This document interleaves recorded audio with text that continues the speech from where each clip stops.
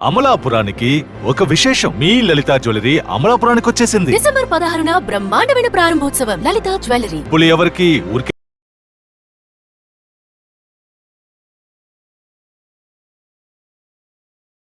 Hero Prabhas ఫ్యాన్స్తో మీకేంటి వైరం అసలు? ఏం లేదు, నేను లాస్ట్ ఇయర్ ఉగాది జాతకం చెప్పేటప్పుడు ఆదిపురుషు డిజాస్టర్ అవుతుందని చెప్పిన ఒక ఇంటర్వ్యూలో. రెండోది ఏంటంటే ప్రభాస్కు అతిపెద్ద ప్రమాదం పొంచి ఉంది త్వరలో అని చెప్పిన.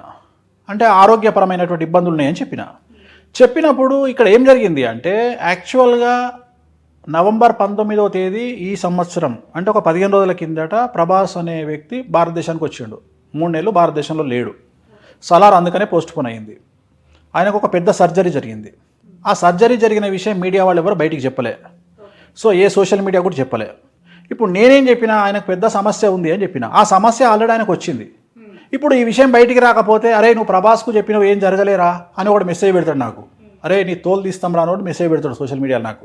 అరే నీకు ఏం తెలుసరా విధవా, ప్రభాస్కున్న సమస్య ఏంది, ఆయన ఆరోగ్యపరమైన ఇబ్బందులు ఏంది, ఆయన ఎందుకు సలార్ పోస్ట్పోన్ అయ్యింది, రేపు పొద్దున 22వ తారీఖు నాడు సలార్ రిలీజ్ అవుతుంది, అసలు ఆయన ప్రచారానికి వస్తాడా రాడా కూడా నీకు తెలియదు, నువ్వు నన్ను తిడితే నిన్ను ఎట్లా ఆలోచించాలి. సో చాలా వరకు నేను చెప్పినవి బయటికి రావు. సో ప్రభాస్కు వాస్తవంగా హెల్త్ ప్రాబ్లం ఉంది. నేను అదే చెప్పిన. నేను ఏమన్నా 2027 లోపు టాలీవుడ్ ఇండస్ట్రీలో ఒక 2 హీరోలకు ప్రాణగండం ఉంది, ఒక హీరోయిన్కు ప్రాణగండం ఉంది అని చెప్పిన. ఆ టైం వరకు వెయిట్ చేయాలి.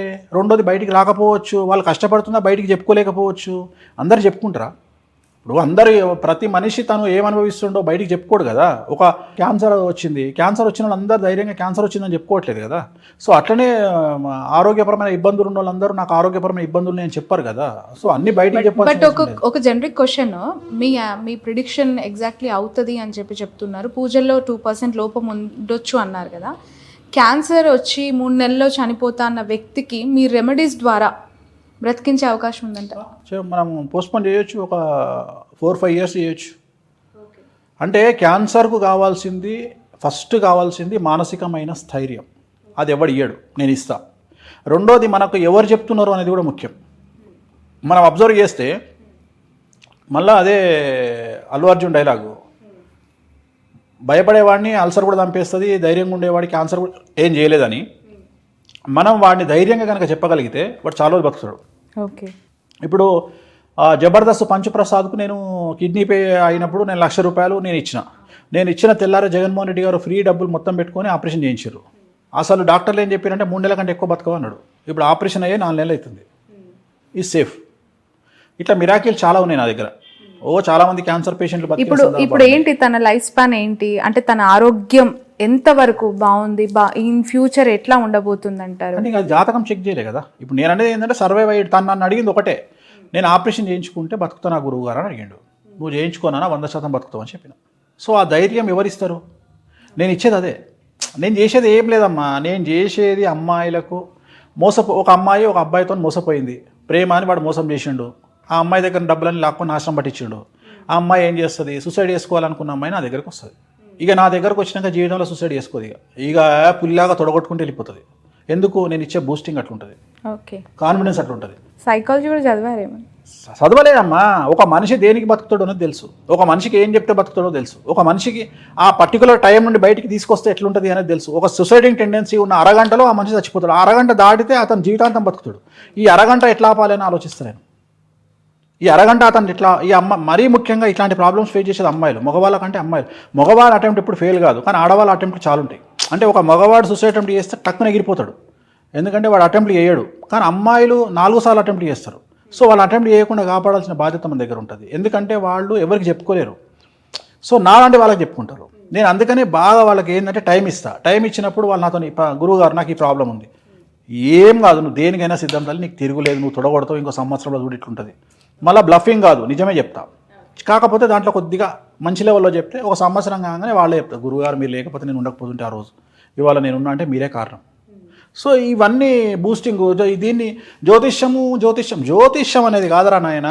అమెరికాలో ప్రతి రోగానికి ప్రతి సమస్యకు అక్కడ కౌన్సిలింగ్ సెంటర్. అంటే గిట్టని వాళ్ళు కొంతమంది ఇలా చెప్తూ బ్లాక్మెయిల్ చేస్తారా, హైజాక్ చేస్తారా వేణుస్వామి గారు అంటూ ఉంటారు. ఎవరిని చేయాలి నేను బ్లాక్మెయిల్? అంటే ముందస్తుగానే కే అక్షరంతో అరెస్ట్ అవుతారు, లేదంటే ఇట్లా రెమెడీస్ అంటే ఇస్తాను ఏం లేదు, లేదంటే చచ్చిపోతారు, కొంతమంది వెధవలు ఈ సబ్జెక్ట్ అడ్డం పెట్టుకొని ఈయన ఇది ఎందుకు చెప్తాడు అది ఎందుకు చెప్తాడు అని విమర్శిస్తారు. ఇంకొక విషయం, మీరు అబ్జర్వ్ చేస్తే నేను ఇవాళటి వరకు ఎవరి గురించి మాట్లాడినో వాళ్ళు ఎవరు నా దగ్గరికి రాలే. మొత్తం చరిత్ర తీయండి. మీరు ఒకవేళ నేను చెప్పేది నిజమైతే నేను ఎవరి గురించి మాట్లాడుతున్నానో ఆ పర్సన్స్లో ఒక్క పర్సన్ కూడా నా దగ్గరికి రాలే. ఇవాళ జగన్మోహన్ రెడ్డి సీఎం అవుతాడని నేను చెప్తే నిన్న జగన్ మన నాకు చుట్టమా, లేకపోతే నేను పోయి ఏమైనా టీటీడీ మెంబర్ తీసుకున్నానా, లేకపోతే జగన్మోహన్ రెడ్డి నాకు 10 కోట్లు ఇచ్చిండా? కానీ నేను వేరే పార్టీలతో డబ్బులు తింటున్నాను కదా. జగన్మోహన్ రెడ్డి నాకు ఏమైనా ఇచ్చిండా? నేను ఇవాళ 1% to 3% ఓటు బ్యాంక్ని కన్వర్ట్ చేయగలిగిన స్టేజ్లో నేనున్నా. ఒక మాట నేను చెప్తే పలానోళ్ళు గెలుస్తారు అంటే అట్లా టర్న్ అవుతుంది. కానీ నేను ఇవాళ వరకు నేను ఎవరినేం అడగలే. అంటే తెలంగాణలో ఏపీలో ప్రాతినిధ్యం వహిస్తా అనుకున్న జనసేన పార్టీ కంటే కూడా మీరే ఇన్ఫ్లుయెన్స్డ్ అంటే అట్లా ఉంటుంది. ఇప్పుడు జనాలు నాకుండే ఫ్యాన్స్ షేర్ నాకు ఉంటుంది కదమ్మా. సో ఇదే హెడ్ లైన్ ఫిక్స్ అయిపోయింది. పవన్ కళ్యాణ్ గారి కంటే వేణుస్వామి. నేను చెప్పదలుచుకున్న పాయింట్ ఏంటంటే నన్ను ఎంతమంది తిట్టినా నన్ను నమ్మే ఫ్యాన్స్ నాకు ఉంటారు. మౌత్ పబ్లిసిటీ, నేను తెలంగాణ గెలుస్తుంది, టీఆర్ఎస్ ఓడిపోతుంది, కాంగ్రెస్ గెలుస్తుంది అని నీలాంటి వాళ్ళకి ఎంతమందికి చెప్పుంటా, వాళ్ళు ఎంతమందికి చెప్పుంటారు. సో నాకంటూ మౌత్ పబ్లిసిటీ ఉంది కదా. సో నేను ఓన్లీ సోషల్ మీడియాలోనే పులి అంటే నేను సోషల్ మీడియా పులిని కాదు కదా. నేను సోషల్ మీడియాలో ఏం పెట్టినా గత 6 నెలల నుండి సోషల్ మీడియాలో ఒక్క పోస్ట్ లేదు నాది. సో నేను ఏమి యూట్యూబ్ను వాడతలేను, సోషల్ మీడియాను వాడతలేను. మొన్న ఎవరో విమర్శిస్తున్నాను, నేను డబ్బులు ఇచ్చి ఇంటర్వ్యూలు చేయించుకుంటున్నాను. అరే పిచ్చినాయాలా, డబ్బులు ఇచ్చి ఇంటర్వ్యూలు కాదరా, నేను సంవత్సరానికి లాస్ట్ ఇయర్ చేసే ఇంటర్వ్యూ మళ్ళీ ఇవాళ చేస్తున్నా. డబ్బులు ఇచ్చి ఇంటర్వ్యూ అంటాడు. ప్రభాస్ ఫ్యాన్స్ అంతా కూల్ అయ్యారా ఇప్పుడు మరి? కూల్ కాకుండా నేను చేసేది ఏం లేదు.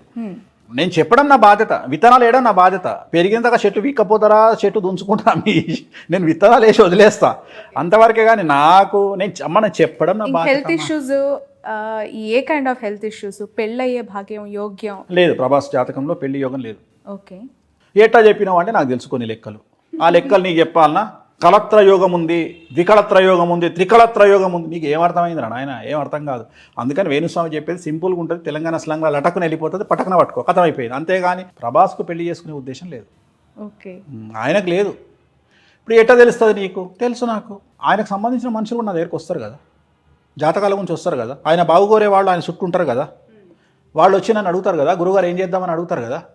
ఇప్పుడు పవన్ కళ్యాణ్ గురించి ఎంతోమంది నన్ను అడుగుతారు, పవన్ కళ్యాణ్ గారికి గురుగారు పూజలు చేద్దామా, మీరే చేయించండి, సీఎం అయ్యే భాగ్యం ఉందా, సీఎం కాకుండా మినిస్టర్ అనే భాగ్యం ఉందా అంటే నేనేమంటా అంటే ఆ యోగం మీరు ఆయనతో మాట్లాడి ఆయన కూర్చోబెట్టండి, నేను పూజ చేస్తా అంట. ఆయన కూర్చోకుండా నేను చెయ్యను అంట. నేను చేసే పూజలలో వాళ్ళు కూర్చుంటే ఫలిస్తాయి. నేను ఆయన కూర్చోకుండా నేను చెయ్యను. నాకెందుకు అవసరం? నేను చెయ్య. రేపు పొద్దున నేను చేసినాక ఆయన కాకపోతే. జగన్మోహన్ రెడ్డి గారి గురించి పూజ చేయించిన పరిస్థితులు, ఆ సందర్భంలో జగన్మోహన్ రెడ్డి గారు ప్రత్యక్షంగా పాల్గొనలేదు, కానీ ఆయన సీఎం అయ్యారు. ఎట్లా? ఆయన ఒకసారి కూర్చొని వెళ్ళారు. ప్రారంభం చేసింది ఆయనే. ఓకే, సంకల్పం చెప్పుకొని పోయారు. అది 8 వారాలు చేసినాం. ఒక్కసారి చేసింది కాదు, అది 8 వారాలు చేసినాం. ఆయన సంకల్పం చేసుకొని వెళ్ళిపోయిన తర్వాత చేసినాం. రైట్. టాలీవుడ్ నుంచి మరో సెన్సేషనల్ హీరో అల్లు అర్జున్ గురించి మాట్లాడుకోవాలి. గంగోత్రి సినిమా నుంచి పుష్ప ద రైజ్ వరకు నేషనల్ హీరోగా ఎస్టాబ్లిష్ అవ్వడం ఎలా చూడాలంటారు? ఎప్పుడో చెప్పిన, నేను లాస్ట్ ఇయర్ చెప్పిన, ఆయనకు తిరుగులేదని. The original pan India star, నిజమైన పాన్ ఇండియా స్టార్ ఇండియాలో ఒకే ఒక్క అల్లు అర్జున్. ఆయన జాతకం తిరుగులేదు ఇంకా 15 ఏళ్ళు. ఓకే, ప్రతి సినిమా సక్సెస్ అంటారా? గ్యారంటీ మినిమం, తిరుగులేదు ఆయనకు. And one more hero Ram Charan గారికి సంబంధించి రీసెంట్గా ఆయనకి పాప పుట్టింది క్లింకారా అనే పేరుతో. ఇంకా నెక్స్ట్ ఎంతమంది పిల్లలు పుట్టే అవకాశం ఉంది అని చెప్పి ఆ పాప ఫోటో కింద కమెంట్స్ రూపంలో వస్తూ ఉన్నాయి. లేరు, ఒక్కలేనా? ఓకే, ఈ పేరుకి సంబంధించి ఒకసారి క్లారిటీ తీసుకోవాలి. క్లీంకారము ఏం లేదు, దానికి ఏం లేదు, వాళ్ళు సెంటిమెంట్గా పెట్టుకున్నారు. అండ్ వన్ మోర్ థింగ్, పుట్టిన టైంని బట్టి ఆ నిమిషాలు, సెకండ్లు, గంటలను బట్టి పేరు పెట్టుకోవాలా? నచ్చిన అక్షరాన్ని బట్టి పేరు పెట్టుకోవాలి? జన్మనామం వేరు, వ్యవహారనామం వేరు. జన్మనామం వేరు, వ్యవహారనామం వేరు. ఓకే, ఎవరిష్టం వాడదు. అంటే ఖచ్చితంగా జన్మనామంతో లింక్ అయి ఉండాలి, లేదంటే దానికి రిలేటెడ్ సంబంధమే లేదు. జన్మనామం ఎందుకు పెట్టిర్రు అంటే జనాలు మర్చిపోతారని పెట్టిర్రు. ఉదాహరణ చూ, చే, చోలా అంటే అశ్విని నక్షత్రం. సపోజ్ మీ ఇంట్లో ఎవరో, మీ ఇంట్లో 1970లో మీ ఇంట్లో మీ అన్ననో తమ్ముడో పుట్టిండు, మేషరాశిలో పుట్టిర్రు. వాళ్ళకు తెలియక మేము మర్చిపోయినాము, వాళ్ళకి ఏం నక్షత్రమో తెలియదు. సో జనరల్గా మేము ఏమంటాము, చెన్నయ్య అని చెప్పమంటాం. చూచే చెన్నయ్య అంటే అశ్విని నక్షత్రం 2వ పాదం మేషరాశి. అట్లనే ఒక అమ్మాయి పుట్టింది, మీ ఇంట్లో 1970లో మీ అక్కనో మీ చిన్నమ్మనో పుట్టింది, ఆమె జన్మనామం మీరు చెప్పారు గురువు గారు మాకు ఆమె డేట్ ఆఫ్ బర్త్ లేదండి, కానీ ఆమె జన్మనామం మాత్రం టొక్కమ్మ అండి గుర్తుంది అని నువ్వు టొక్కమ్మ నా అమ్మ టేటో పాపి ఉత్తర కన్యా రాశి 2వ పాదం అని చెప్పిన అయిపోయింది, ఉత్తరా నక్షత్రం 2వ పాదం. అంటే ఇవన్నీ కూడా ఎందుకు పెట్టిర్రు ఈ పేర్లు అంటే, ఒకవేళ మీకు జాతకాలు తెలియకపోతే డైరెక్ట్గా బ్లైండ్గా పంతుల దగ్గరికి వెళ్ళిపోయి పంతులు గారు నాది టొక్కమ్మ జన్మనామం అండి అనగానే జాతకం చెప్పేస్తాడు పంతులు. ఓకే, అందుకని పెట్టిరు, ఇది చాలా ఈజీ మెథడ్లో పెట్టిరు. కొన్ని ఇయర్స్ బ్యాక్ వెళ్తే వాళ్ళకి అసలు టైం తెలియదు, ఏమీ తెలియదు, అందుకని ఇది పెట్టిరని చెప్తున్నా. ఓకే, ఇప్పుడు టైం తెలియదు కరెక్టే, కానీ పుట్టంగానైతే పంతులు దగ్గరికి పోతాడుగా, ఇంట్లో తండ్రి పోతాడు కదా. ఇప్పుడు 1960లో సపోజ్ ఎవరో ఒక పర్సన్ పుట్టిండు, ఆయనకు అసలు జ్యోతిష్యం తెలియదు, జాతకం తెలియదు, వాళ్ళ ఇంటి ఏం తెలియదు, ఆయన పోయి ఏం చేసిండు, అయ్యా సార్ పంతులు గారు నా కొడుకు పుట్టిండు, ఇగో పలానా మీరు అవహేళన అంటే నాకు జ్ఞాపకం వచ్చింది, వేణుస్వామి గారు చెప్పారటండి, ఇక్కడ ఎవరు 3వసారి ఎవరు అవ్వబోతున్నారు తెలంగాణకి చీఫ్ మినిస్టర్ అని, ఆయన చెప్పింది అవలేదని అంటుంటారు. అది ఎంతో ఎందువల్ల అంటారు అలాగా? అది కరెక్ట్. అది అయితే వేణుస్వామి గారు అయినా వాళ్ళంతా మన మిత్రులే కదా. అయితే ఏంటంటే అది టీవీలో కూడా టెలికాస్ట్ చేశారు, ఇంకా మిగతా వాళ్ళు కూడా తప్పు అయింది అని. అసలు ఆ రేవంత్ రెడ్డి గారు యొక్క జాతకము, date of birth with time, ఎందుకంటే ఎవ్రీ 2 hours కి లగ్నం మారిపోతుంది, అది రావాలా. అలాగే ఎంతమంది ఎమ్మెల్యేలు పోటీ చేస్తున్నారో అంతమంది డేట్ ఆఫ్ బర్త్లు వీళ్ళకి తెలియాలి ఫస్ట్. ఇటు బీఆర్ఎస్ పార్టీ వాళ్ళకి తెలియాలా, ఇటు వీళ్ళవే తెలియాలా. తెలిసిన తర్వాత ఎవరికైతే అధికార యోగాలు ఉన్నాయో వస్తున్నాయో అప్పుడు మెజారిటీని బట్టి పార్టీ ఏది గెలుస్తుందని చెప్పాలి. అంత టైం ఎవరికి ఉండదు కాబట్టి కేవలం ఏదో పర్సనల్ హోరోస్కోప్ చూసుకొని ఒక స్కెలిటన్ ఐడియా లాగా వేణుస్వామి గారు అవనియండి, మిగతా మన మిత్రులంతా కూడా చెప్పడం జరిగింది. చాలా మంది అది ఫెయిల్ అయితే తప్పేం లేదు, అడ్మిట్ చేసుకుంటే. ఇప్పుడు నేను తప్పు చెప్పానండి, నేను ఎంతో, ఇప్పుడు మేము స్టూడెంట్స్ ని అరే నువ్వు 90% వస్తుందిరా, నీకు మంచి టాలెంట్ ఉంది అని మనం చెబుతాం, వాడు ఫెయిల్ అయితే డిసప్పాయింట్ అవుతాం అంతే. కాబట్టి అలాగా చెప్పినప్పటికీ కూడా అది మిస్ అయినప్పటికీ కూడా పెద్ద సీరియస్ గా తీసుకోవాల్సిన విషయం లేదు. ఎందుకంటే జ్యోతిష్య శాస్త్రం అనేది నిరంతర సాధన చేస్తేనే వస్తుంది. అలా కాకుండా ఫీల్ అయ్యి వాళ్ళు అన్నారు వీళ్ళు అన్నారని మనం దాన్ని తప్పుని కప్పిపుచ్చుకోవడం కోసం ఇంకా మనం అది తప్పు. అండ్ కల్చర్ అనేది, ఇప్పుడు డిగ్నిటీ అనేది జీన్స్ ప్యాంట్లు వేస్తే రాదు. ఎప్పుడైనా సరే కల్చర్ అనేది మనము పేదవాళ్ళకి సేవ చేయడం, బ్రాడ్ మైండ్ తో పేదవాళ్ళని కూడా మనం హక్కును చేర్చుకోవడం, డిగ్నిఫైడ్ గా ఉండడం, this is called dignity and not by simply wearing all the jeans pants or the dress up కాదు. అదే విధంగా మనకి మనం పెరిగిన స్కూల్స్ వాతావరణం, మనం పెరిగినటువంటి టీచర్లు సింపుల్ గా మోడెస్టీగా మనకి నేర్పిస్తారు. అలా అందులో ఒక భాగంగా చేసినటువంటి తప్పుని Mahatma Gandhi my experiments with truth ఉంది, అందులో తాను దొంగతనం చేస్తూ చెప్పుకున్నాడు ఆయన, నేను దొంగతనం చేశాను అని, ఇతరులు చేయకుండా నాకు జరిగినటువంటి ఎక్స్పీరియన్స్ ఇది అని చెప్పారు. సో ఆల్వేస్ కన్ఫెషన్ అనేటటువంటిది ఒప్పుకుంటే ఇంకా గౌరవం ఆయనకి ఇంకా పెరుగుద్ది, ఎవరికైనా. It applies to me also. అలా కాకుండా ఆయనమ్మో ఇది లేదు నేను అనలేదు వీడియోస్ చూపించుకుని అంటున్నారు, అదేనండి, అది నిజం కాదు చూడాలండి. అది వాళ్ళ పర్సనల్ మనం విజ్ఞతకు వదిలేసేయాలా. అండ్ ఈ జ్యోతిష శాస్త్రం కూడా ఇప్పుడు ఎలా తయారైందంటే అండి, ఇప్పుడు ఈ ఛానల్లో ఏం చెప్తున్నారు, ఆ ఛానల్లో ఏం చెప్తున్నారు, ఇట్లాగా వీళ్ళ మామూలు రీడర్స్ అన్నమాట. అండ్ ఇప్పుడు మా గురువు గారు ఉన్నారు, ఆయన గోదావరి పుష్కరం మీకు కూడా తెలిసిందే, మీరు కూడా కాకినాడే కాబట్టి మనకి ఈ మధుర కృష్ణ శాస్త్రి గారు మన గోదావరి పుష్కరాలు వచ్చినాయి అనుకోండి, ఎప్పుడన్నా నవంబర్ 11న వస్తున్నాయి అనుకోండి, మా గురువు గారు నవంబర్ 1 డిక్లేర్ చేసేవారు. అయినా కూడా స్వయంగా భారతీ తీర్థ స్వామి వారు శృంగేరి నుంచి వచ్చేవారు.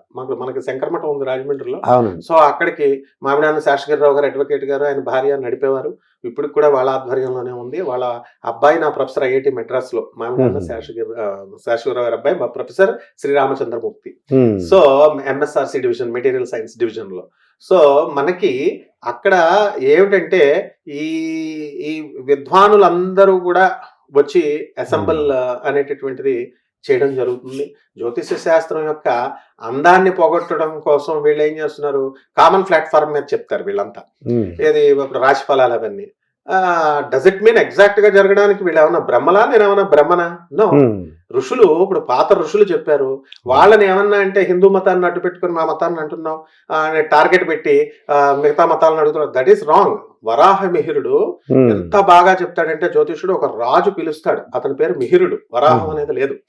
ఆయన రాజును పిలిచి ఏమంటాడంటే, ఓహో నువ్వు అంత గొప్ప జ్యోతిషవేత్తవా, అయితే నువ్వు నా మంత్రికి నేను ఈ 4 తలుపులు ఉన్నాయి, ఈ తలుపుల్లో ఏ తలుపు గుండా నేను బయటకు వెళ్తాను నువ్వు రాసి ఇవ్వు అంటాడు. చిన్న స్లిప్ మీద రాసిస్తాడు ఈయన.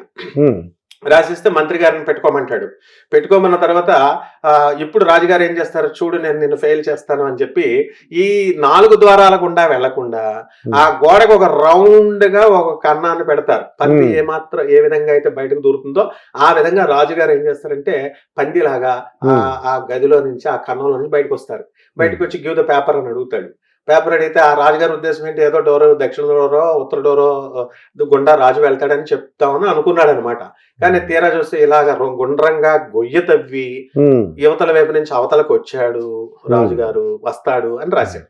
స్టన్ అయిపోయి ఆహా అని చెప్పి వరాహమలాగా వచ్చాడు కాబట్టి వరాహ మిహిరుడు అనే బిరుదిచ్చి చక్కగా ఆయన్ని సన్మానించారు. అంత గొప్ప జ్యోతిష శాస్త్రం. కాకపోతే మన వాళ్ళు ఏంటంటే ఇప్పుడు కమర్షియలైజ్ అవడం, కమర్షియల్ వాల్యూస్ తో ఉండడము, దీనికి కారణం ప్రజలే, జ్యోతిష్కులు కాదు. కారణం ఏంటంటే వీళ్ళు కష్టపడకుండా పని చేయకుండా గ్రహాలు మారిపోవాలా, మారిపోతే నేను ఇల్లు కట్టేస్తానా అండి అని అడగడం. ఇప్పుడు చిలుకూరు బాలాజీ గుడి చుట్టూ తిరిగితే స్టూడెంట్స్ అంతా కూడా మరి చదువు 11 సార్లు చదివేస్తే మీకు 11 సార్లు తిరిగేస్తే చదువు వచ్చేస్తుందంటే, ఇప్పుడు చిన్నప్పటి నుంచి పాఠాలు చెప్పిన 21 సంవత్సరాల పాఠాలు చెప్పిన టీచర్ దగ్గరికి ఒక్కడు కూడా వెళ్ళడు. 10 నిమిషాలు కాషాయ బట్టలేసి నాకులాగా నామాలు బొట్టు పెట్టేసి నేను కూర్చుంటే గురుగారు గురుగారు అని చెప్పి నా చుట్టూ తిరుగుతారు. సో టీచర్ మనకి ఆ నుంచి అహా ఏం క్షమ్ అక్షరమాలే అక్షరమాలం కృతే ఐం వద వాగ్వాదిన్యే స్వాహ, అటువంటి బ్రహ్మని నిజమైనటువంటి టీచర్స్ నే వాళ్ళే మన గురువులు. గురు బ్రహ్మ, గురు విష్ణు, గురుదేవో మహేశ్వర, గురు సాక్షాత్ అని చెప్తారు. గురు రేవ పరమ బ్రహ్మ తస్మై శ్రీ గురవే అని చెప్పాలంటే సాక్షాత్ కంటే కూడా ప్రాక్సిమిటీ దగ్గరగా ఉన్నటువంటిది, నియర్నెస్ దగ్గర ఎంతసేపు గురువు చుట్టూ ప్రదక్షిణలు చేయాలండి. ఇలాంటి కాన్సెప్ట్స్ వల్ల ఈ శాస్త్రం అనేది ఇలా జరుగుతుంది అనమాట. అంటే ప్రజల యొక్క ఎస్టిమేషన్స్ ఎక్కువైపోవడం వల్ల. అది పాపం వాళ్ళు ఏదో నేను అబ్జర్వ్ చేశానండి, వాళ్ళకి ఏ కష్టాలు ఉంటాయి, అవును ఆ కష్టానికి ఏమైనా ఉపశమనం దొరుకుతుందని చెప్పి వీళ్ళు వచ్చేస్తారు. మా అమ్మాయి పెళ్లి అవ్వలేదండి, లేకపోతే మా అబ్బాయి జాబ్ రావాలి, పిల్లలకి పుట్టలేదండి, ఏంటండి గురువు గారు అని అడుగుతారు. అప్పుడు వీళ్ళు ఏదో చెప్తున్నారు, అందుకు వాళ్ళు అంటే వాళ్ళకి ఉపశమనం ఉంటుంది ఈ జ్యోతిష్కులు కానీ గురువులు కానీ.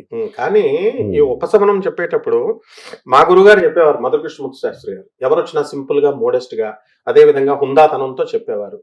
అండ్ వీళ్ళు ఏం చేస్తున్నారు, ఇప్పుడు ఈ పూజ చేయి, ఆ పూజ చేయి, ఇన్ని వేలు పట్టరా, ఇన్ని లక్షలు పట్టరా, this is all non sense.